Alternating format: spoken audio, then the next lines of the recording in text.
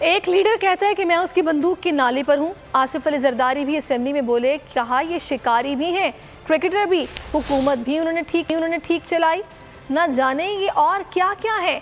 आसिफ अली जरदारी ने कहा कि सियासत की यूनिवर्सिटी से पीपल्स पार्टी के पास है। हमारी पार्टी के कई स्टूडेंट्स हैं जो इनके पास हैं, उम्मीद है वो भी जल्द लौट आएँ। आसिफ अली जरदारी ने स्पीकर से फौरी तौर पर वोटिंग करने का मुतालबा कर दिया।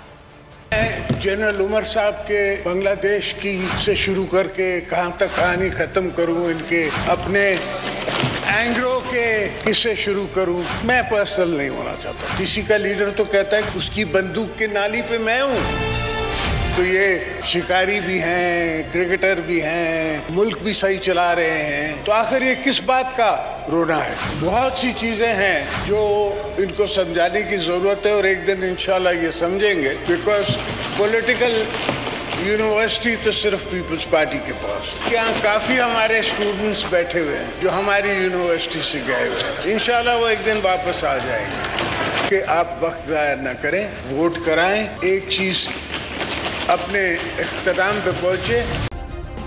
सब्सक्राइब करें और बेल दबाएं ताकि कोई खबर रह न जाए।